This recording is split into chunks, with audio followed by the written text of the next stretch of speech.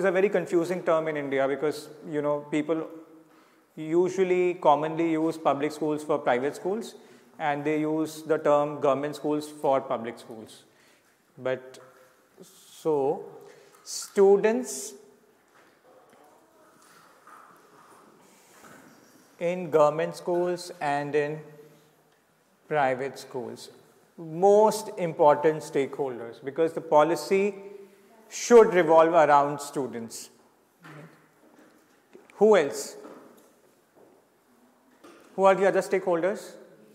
Teachers. Again, can we classify? Can we be more specific? What teachers are we talking? Right, but from the policy perspective,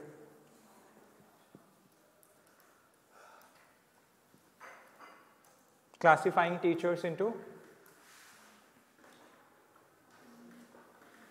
Classifying teachers into? Primary level. Of course, we are talking about primary level teachers. We are talking about primary level teachers. Private and government, yes, private and government, very important.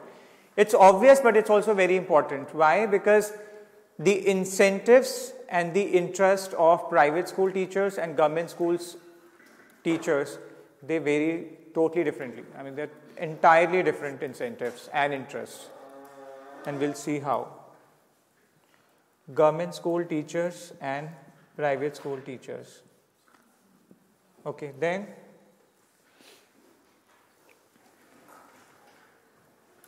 who are the other stakeholders? Yeah? Parents. Why? We've already covered students, so why are parents important?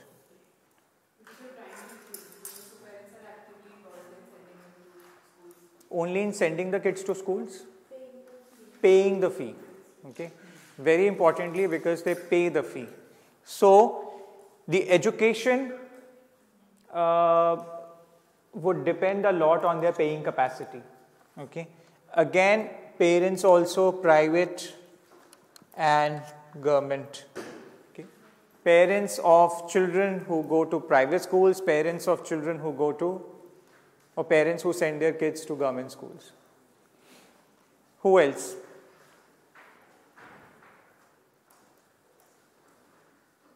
Who are the other stakeholders?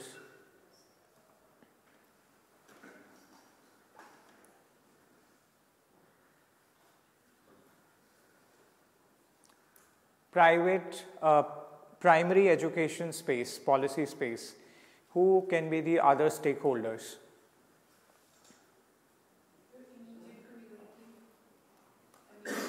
Specifically, let's be more specific. School administration. Which school administration? Private and government. Okay. And they differ. Who usually runs a private school? And who runs a government school?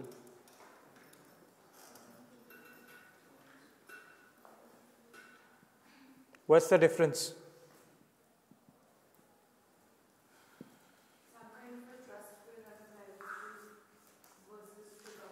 Trust or a society, okay, or it could be a school owner who has registered a trust or society, but it would just be a school owner, okay, and he's the principal or appointed a principal, and in this case, government school principal.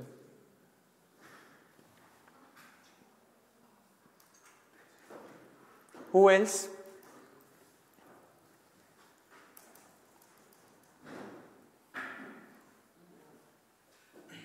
Who are the other stakeholders? NGOs. NGOs, okay.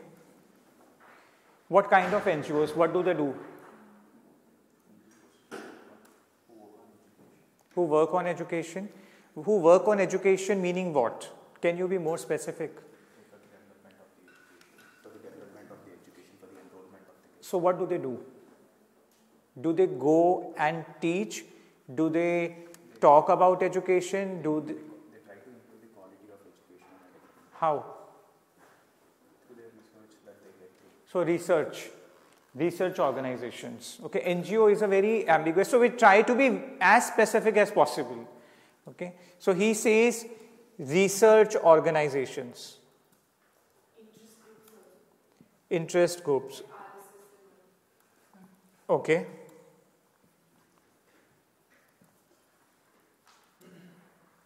Interest groups.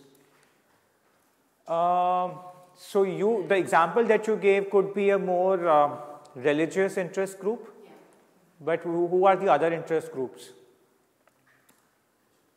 That South Indian Foundation, the Vivekananda, where they're trying to like avoid teach different primarily, not like a traditional school, gives like a different, where they're preaching a different form of a Gurukul form of life, but it's not really necessarily religious. Okay, who are the other interest groups? Maybe higher education institutions. We are not into higher education. No, because after this they will eventually go there, so they can also be a part of it. Yes, but from primary they would go to secondary. They would not directly go to tertiary level. Higher secondary. So which stakeholder?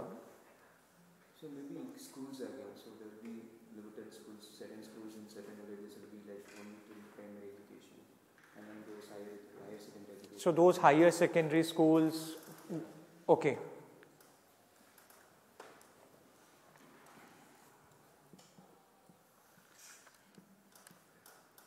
How would they have a say or an influence, or what interest they would have?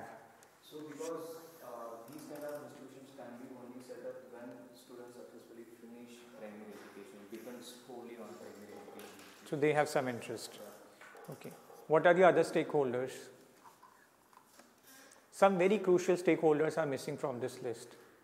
Policymakers and think tanks, CCS. So CCS is a policy advocacy think tank, not a policy making think tank. Do you understand? CCS does policy advocacy. It does not make policies. So think tanks. Okay. Who else?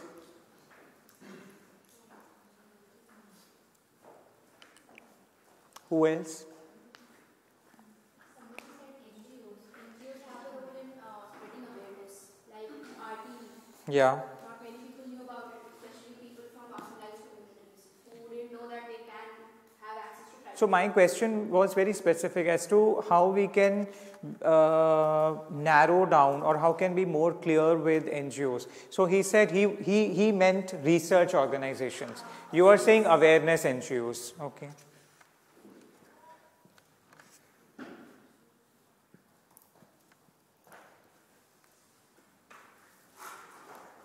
Also among NGOs, if we include the NGOs who would send a volunteer team or some kind of module like teach for information. And who also teach, who run small schools or budget schools in slums. Okay, so some NGOs are also into teaching. And actually there are schools, do you know about the schools that charge very less fee and are located in unauthorized colonies? They are low charging school fees, low fee schools. Have you heard of low fee schools? They may be run by NGOs, but they may be also run by private edupreneurs. Okay, but the fee may be very small. They may not have grand building and playground and all. I mean, they are into school sector. They are into education sector. No? Have you seen any such school? So it will be individual persons from this. I don't think particular as a whole organization. I've noticed individual people going to these kind of slums or any unplanned area. Yeah. How can we term them as? How can we term them as? Can we say as educational activists?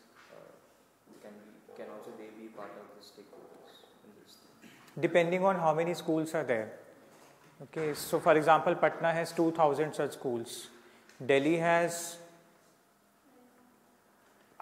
Into some thousands, but also in terms of percentage, a huge percentage. I mean, except for top 5%, which are the DPSs and the the Vasant Valleys, except those, most schools are actually middle fee charging schools, and a very high percentage is low fee charging schools that are located in low income areas, and they cater to underprivileged classes. So they charge something like 200, 500. In Delhi, they charge up to 800, 1000, 1200. But say in UP, they charge 100 rupees, 200 rupees. So I can get into details of how would you define a low fee private school, but that we can do later, because you have not probably gone through RT, Right to Education Act, so that we can do later. But these are, I mean, for now we can understand a low fee private school which charges lesser fee, broadly speaking. Recognition is a problem for such schools. That's a policy question. Should these schools be recognized or not? So could high commission and all, if it will fall into government law? Low fee schools. Sorry, could you repeat? Could high commission or like any other UGC could do for higher education? Yeah. So which is the body for? I did not know that. Okay. Who are the regulators for primary education? Regulators. There is no regulator in this list.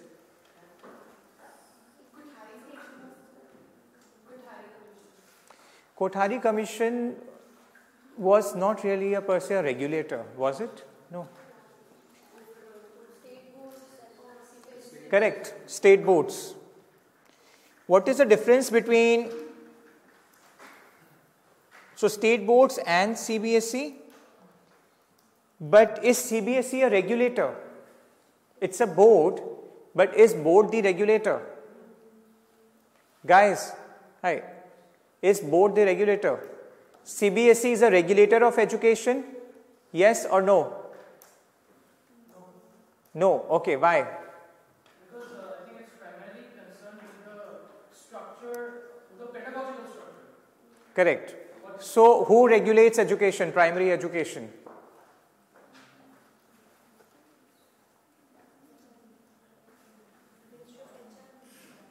Ministry of?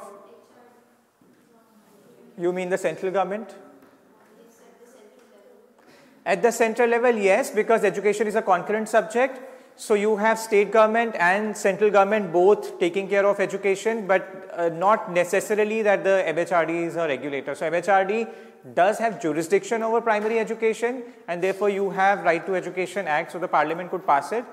But MHRD is not per se a regulator. So who regulates education?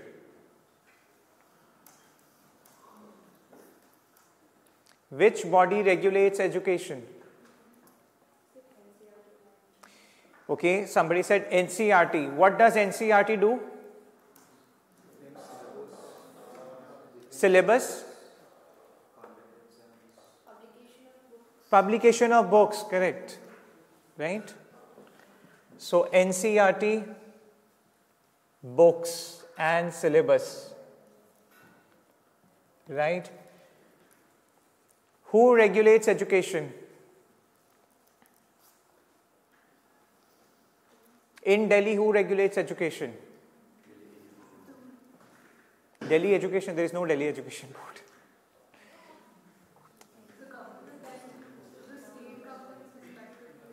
State governments respectively. So every state government has a department.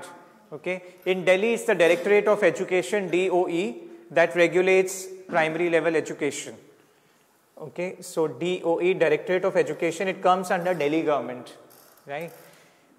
Who runs government schools?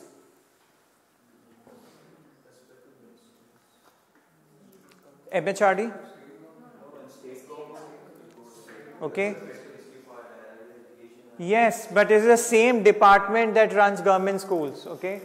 So the department that runs government schools also regulates education. Okay. So it means that it is running school and it is also regulating its own schools. Right? Okay. Any other stakeholder in primary education?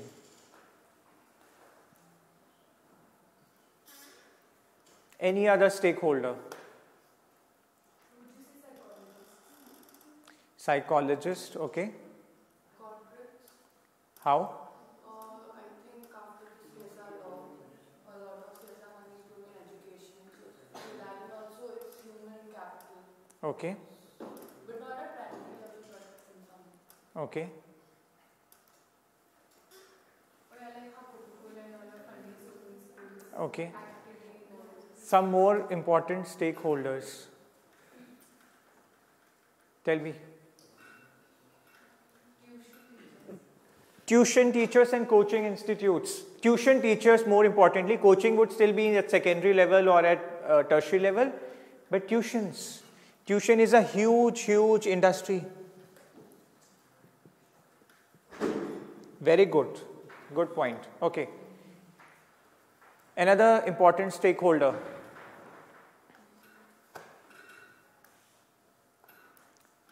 Think from a parent's point of view. Where do you put in your money? Actually, you are not parents yet, no? So maybe this is why you have not been able to think other stakeholders. So apart from paying the school fee, sometimes you also have to pay transportation. Okay, so school bus, school vans, they are important stakeholders. And food. So food meaning what? Food probably in certain schools like here in Tibet is completely residential. There are schools which is we have to pay the mess fee also. You're thinking of schools and food. School food. Tell me. Midday meal. Right? I think being in Jindal, you're talking about thinking of the food court and so midday meal. Yes. There are certain schools, even private schools, they used to. They offer food. Yeah. Yeah. But very few. Top maybe 1%. So midday meal, and if it's midday meal, who is a stakeholder for midday meal? Students, parents, Teacher, Anganwadis. Okay, but who cooks? Who cooks food in the school in Delhi, for example? Food is outsourced in Delhi. Do you know this? In government schools, food is not cooked in government schools, at least in Delhi. It's outsourced to other NGOs like Akshay Patra. Okay. So midday meal, NGOs. Okay. You said transport. Okay. One more important expenditure for parents. Tell me what? Uniform. Okay. And uniform is a good business. If you change the uniform, you have maybe like 1,000 kids buying new uniform, and so you have vendors who have interest in what uniform you prescribe. Right? So uniform vendors. Okay. Any other stakeholder? So NCRT, Directorate of Education, schools. Instead of politician, I would rather put MHRD and state level ministry. Okay, state level MHRD or education, whatever it is, whoever the body is, the ministry, okay, or the department. So you have bureaucracy and you have the minister who is heading that ministry at the state level, at the central level and the state level. Okay. Any other stakeholder you want to add or you think it's missing here? Stationery. Stationery, yes.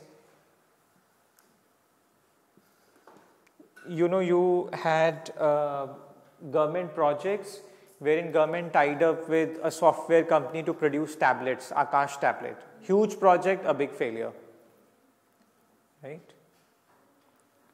Or some government entering into a tie-up with Windows to start some kind of e-learning project, or with Google for some e-learning project. Okay, so then that becomes they become very important stakeholders. Okay. So now with this list,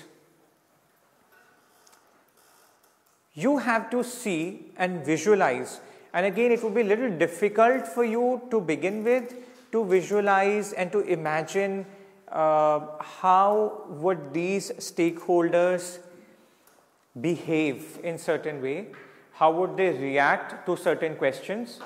But I would ask you to then imagine, and we can do a role play, and let's imagine we are in 1970 in Delhi. Okay? We are in 1970 in Delhi. Delhi had its Education Act, Delhi School Education Act in 1972, and it also had very elaborated rules under the act. So let's imagine the government wants to regulate education. It has established some government schools. There are some government schools, but there are also private schools coming up. So government now is thinking to put some regulatory infrastructure, put some regulatory framework in place to regulate schools, government schools and private schools. Okay? And it wants to consult all stakeholders. Right? In order to come up with a regulatory framework. So we'll have a minister here, and we'll have stakeholders who come and try and influence the minister, or try and put forward their views about how should that regulatory infrastructure look like. Okay? But before that, one thing more.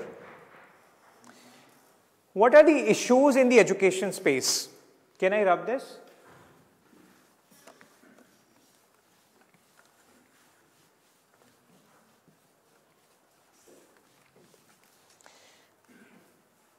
What are the issues? What can be the issues in the primary education space?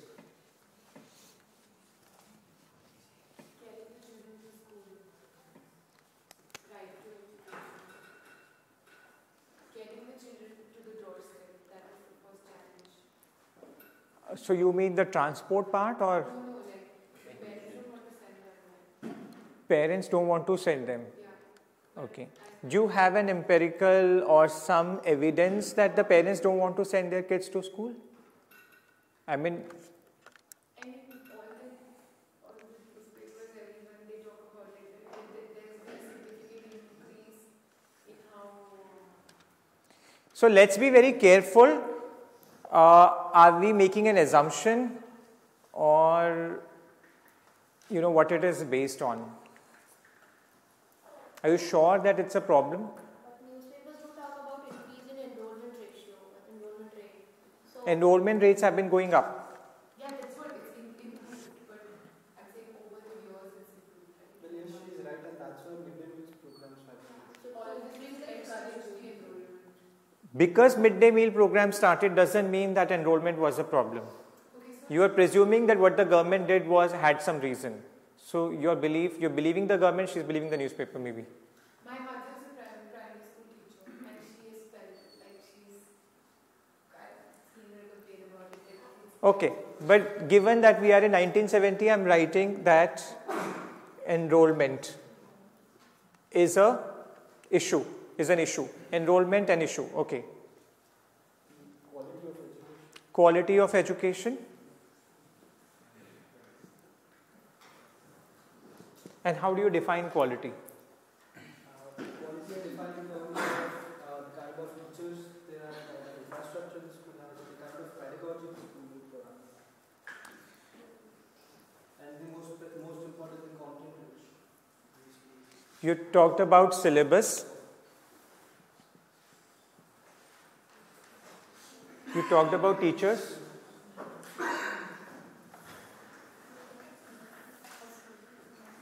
The infrastructure and Infrastructure. Lack of staff, also, like there are student teacher issues. Anything else that defines quality?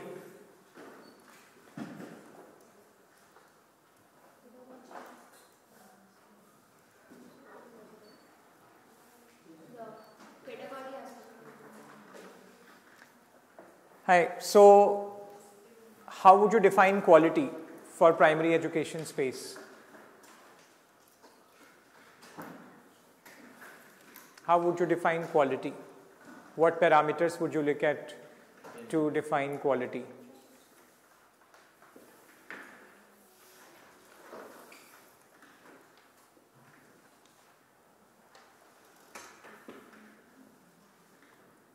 How would you define quality for primary education?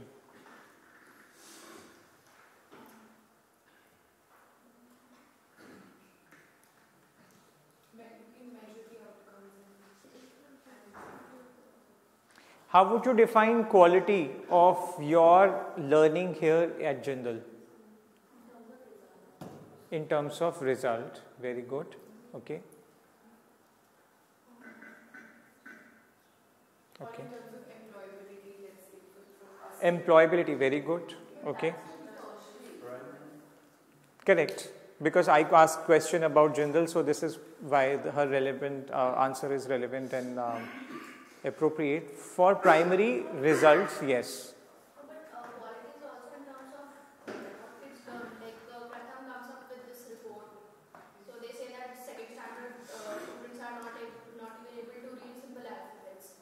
So in terms of the learning outcomes, maybe. So learning outcomes, very important. Okay, that's a very important word if you are working in the education policy space. Learning outcomes. Okay, suppose you have to send your kid, you want to choose a school for your kid. Okay, so there are 5 schools. One school has an excellent building, the other school has, excellent teachers. Right? Are you aware of the media debate around schools in Delhi? So the current Delhi government has done a lot of reforms in schools. You see the building infrastructure has really improved. You look at the flooring, the furniture, okay, the infrastructure has really, really improved. Teachers are being sent abroad for training programs, right? The syllabus is improved. They've introduced a new subject, happiness curriculum. Okay. But the result has not necessarily improved. Would you send your kids to those schools? Would you say it's a good quality school? So, the result was in class 12th, around 80 or 90% kids passed. Okay, this is what Delhi government had publicized. But they found out that in class 9th, 50% kids had failed. So only those passed had appeared for exams in class 10th, and those who were weak were put into distance mode of learning in class 11th. So you had only the cream crowd in class 12th, and that's why the results had improved. Okay, I mean, you can get into details. You will find some articles on print and other media online. So you can see both kind of evidences for and against the reforms that were executed in Delhi government schools. Would you send your kids to these schools, assuming that it is correct that learning outcomes have not improved, but these inputs have improved? Would you send your kids to these schools or not? How many of you would send your kids to these schools, Delhi government schools?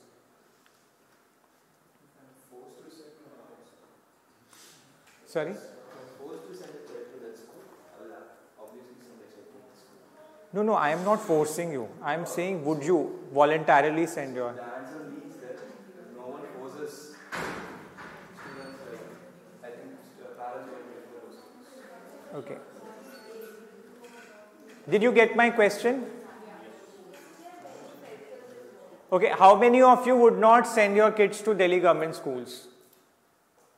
If looking at the current state, no. But then maybe later on, if it improves, then Yeah. I mean, you don't want to sound pessimistic, and so you are saying yes. In future, maybe yes. Yeah.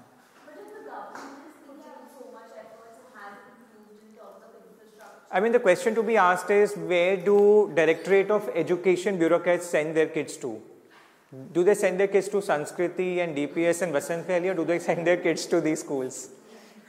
Sir, that's what I said, if you're forced to send your students. No, there is no question of force to. I'm not saying, But there's also a question of affordability. How much can you afford paying? That's a different question. Given a choice, suppose if the government was to give you money under RT or some other provision, would you spend that money on a government school or go to a private school? That's the question. But it's okay. The larger question I'm coming to, now that's choice part is a separate thing. I'm not coming to that right now. Maybe other sessions would deal with that choice part. But I am trying to define quality. Would you define quality by these inputs? Syllabus is an input. Teachers are an input. Infrastructure is an input. Content is also an input. Pedagogy is also an input. Okay? These are not outputs. When you work for a company, the company gives you promotion or demotion based on your output, not based on your passion for the company or how many hours you work for the company. They would look at the company graph, how much company grew or how much were you able to get more sales and things like that. So your output or your outcome, but not at your inputs. It doesn't depend on how many hours did you put in, while working for the company. So what is most important is this learning outcomes, most important. Okay. And that would define the quality. Right? What are the other issues?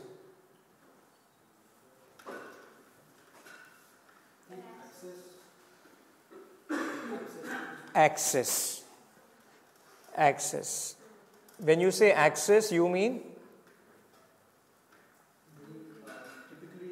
geographical access? Geographical access to schools. Okay. Any other issue in schooling? Primary schooling, primary education space?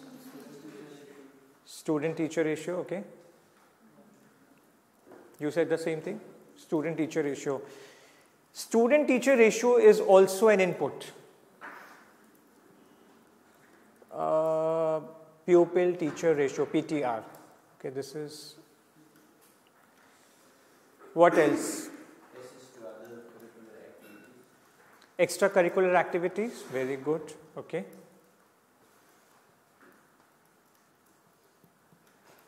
Extracurricular activities, okay. Weather. Sorry? Weather. Weather. So like in the mountains, like Uttarakhand or Himachal, lot of places like very chilled. So school will close for the week or maybe 2 weeks. It happens, like I'm from there, so I experience that. Yeah. So you mean school? School will completely close for 1 week, 2 weeks, because there is no proper, windows and everything over there. I experienced. So you need to have weather-proof building or weather-proof infrastructure. Yeah, it's because it's very cold. Yeah, so weather-proof infrastructure.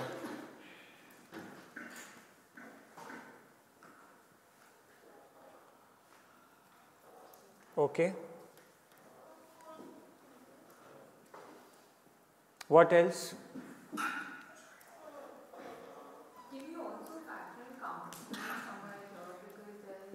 Can we also factor in? Counselors, like they talk to kids. Counselors.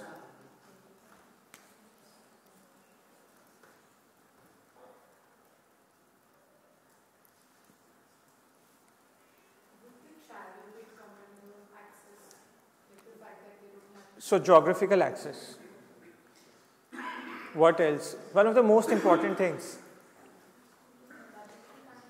Budgetary constraints, affordability.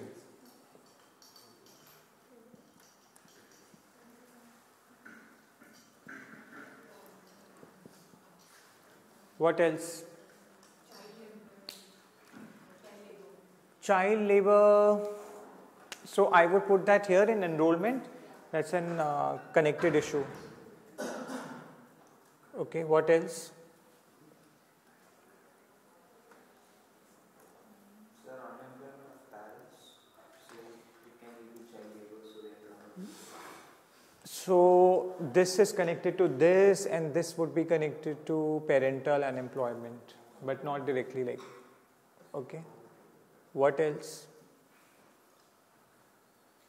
Direct. What is a very pertinent issue?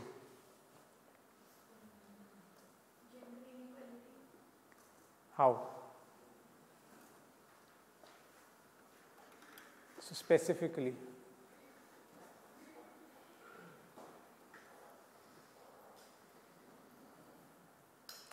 What are the other issues? Common problem washrooms.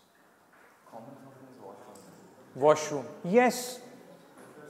Yeah. Washroom is a big problem. Infrastructure, yes, but washroom specifically, it's so much a problem that it is one of the metric under RTE, and they collect data on whether schools have washrooms or not, and it's one of the biggest problems for dropout, especially for girls dropout, because schools may not have washrooms.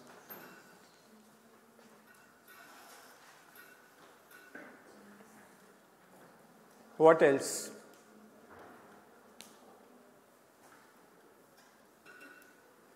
We are still in 1970s. In that case, caste-based discrimination, which is actually in law, a school which is running typically for so-called other castes will not be allowing children from the caste.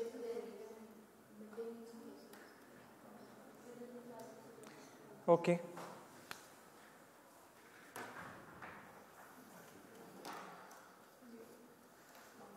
So social, I would put social inequality or power equations, whatever. What else? Poverty, so we put no affordability. What else? Any other issue?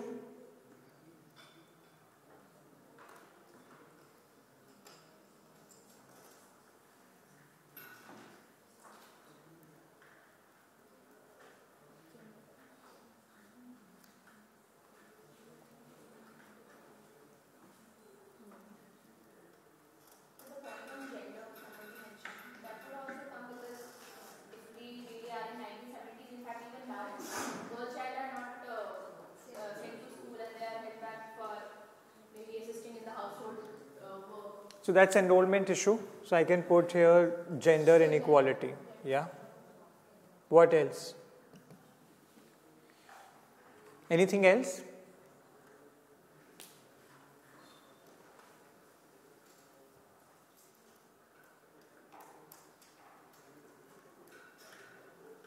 Any other issue? Okay, fine. Can I rub this on?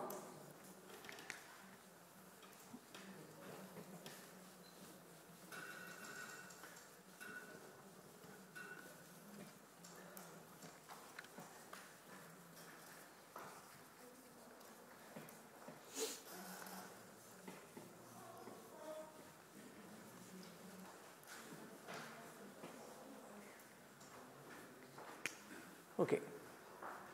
Does your college have a student union? No? Student union. You have a student council. You have a student council, you don't have a student union, right? So you understand the difference between student union and a council. And I am from Jawaharlal Nehru University.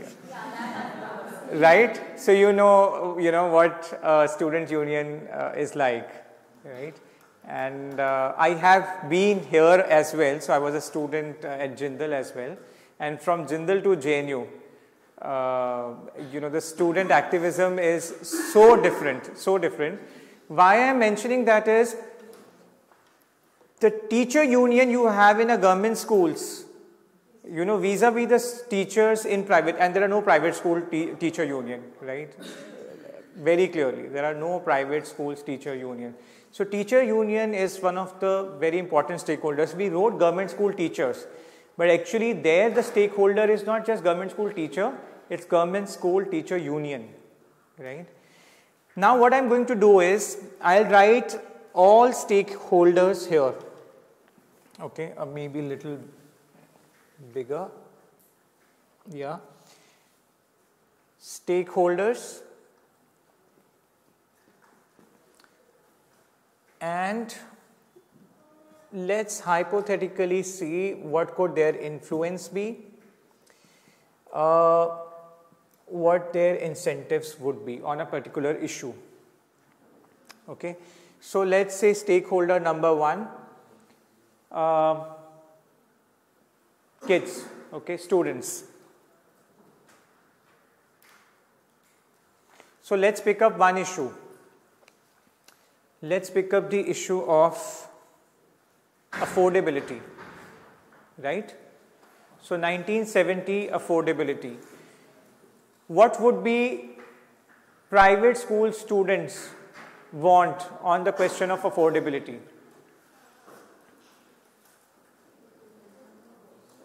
So suppose you have to design a regulatory framework, right? And you want to regulate, being a policy maker, you want to regulate private schools, private school as well as government schools. Okay, and the questions are quality as well as affordability, and we saw some other issues. So as students, what would students want? What do students want? Do they have any say in affordability or quality? No, right? They don't have any say, they have no influence. Do they have any incentive if they are taught better? Do students have any incentive? Would they attend more classes? Would they come to school more frequently? Not really. You know, they have no say. The most important stakeholder in primary education actually has no voice and no say. Then comes parents. What do parents of students of private schools, what would they like and what influence do they have? Are parents heard? Do parents have a union? Do parents have any union? Yeah? In some schools. Not really. In some schools. So let's say maybe 1 star in terms of the strength of, you know, how well coordinated they are or how strongly they are represented or how good their influence is, maybe 1 star or maybe 2 stars at best, but I would say just 1 star, okay. What is their incentive or what is their interest in terms of the questions of quality, in terms of affordability? What do they want? What do they want? Regulate lesser fee. Parents want low fee and quality wise? Maybe safety for the students. Better quality, okay, low fee and better quality. Okay, sasta in kifaiti, as we say in Hindi, right? Okay. Now comes, let's say, teachers of private schools. What do they want? Are they well represented? Do they have influence? Do private school teachers have influence over policymakers? Not really, okay? Hardly any influence. What do they want? What is their interest? Higher pay.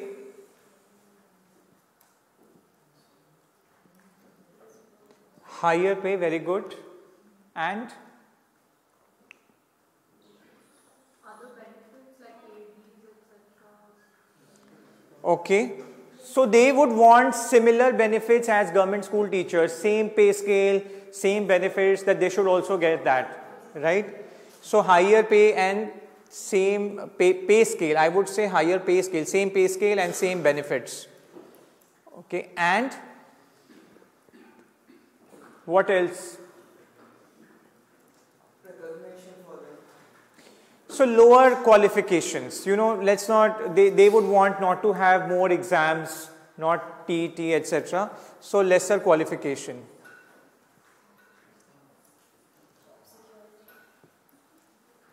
Job security, okay.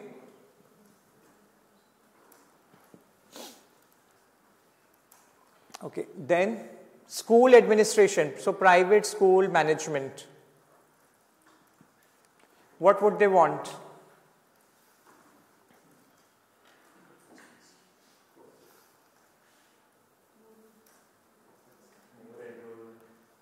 Yes.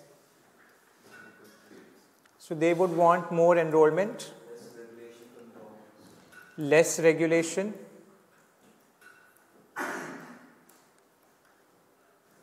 Do they have influence in policy making?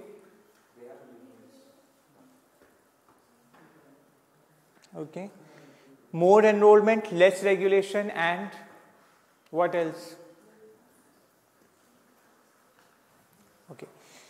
So let's see, these are school management of big schools. Now let's have school management of low fee schools. Okay, what do they want? Okay, subsidies, incentives,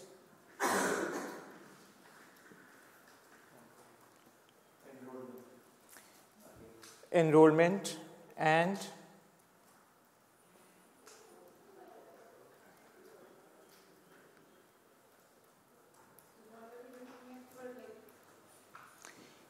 school management of low fee schools. What is in their interest? What would they want from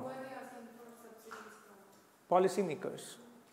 So let's say we are in 1970, Delhi policy making, bureaucrats or government has opened up a platform for consultation. You come and tell us your views because we are about to make a regulatory body. Okay. Okay. What about government school? Who runs government schools? The Directorate of Education, which is the policy making body. Okay. Now there is a problem here because all these people are going to the Directorate of Education and it is also one of the stakeholders. So it is not a neutral body. Do you see this? You see there is a problem here. This body, which is the policy maker, okay, is supposed to hear all these people, is also one of the stakeholders. And in what capacity? Suppose you are talking about controlling, regulating private schools. What relationship do private schools have with government schools? What is the relationship of private schools and government schools?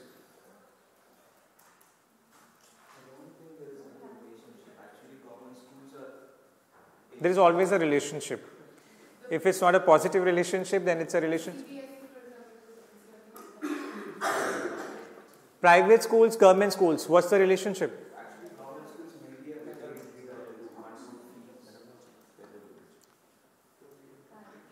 They're competitors, right? They're rivals. In terms of enrollments, they're rivals, they're competitors. So if a student chooses to go to a private school, that means he's choosing a private school over the government school. So he's choosing not to go to the government school, right? And if you have Directorate of Education as the policy maker, which is also a stakeholder and which is also a competitor to private schools, what would its incentive would be? What would be its incentive? Did you get my question? What would be the incentive of Directorate of Education?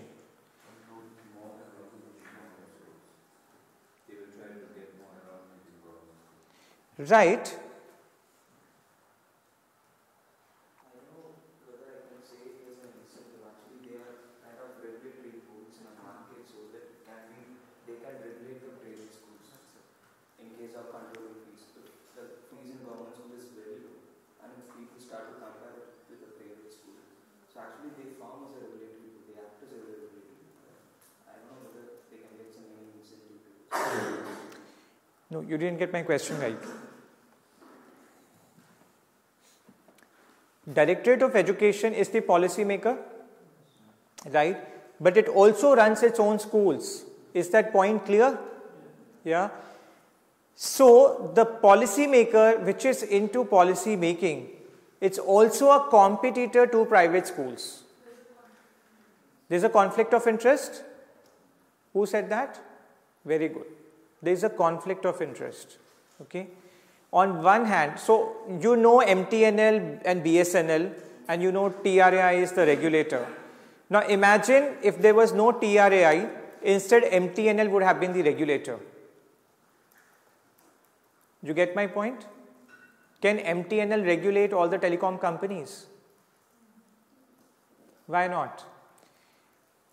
Or to simplify it further, imagine there is a match between India and Pakistan, a cricket match, right?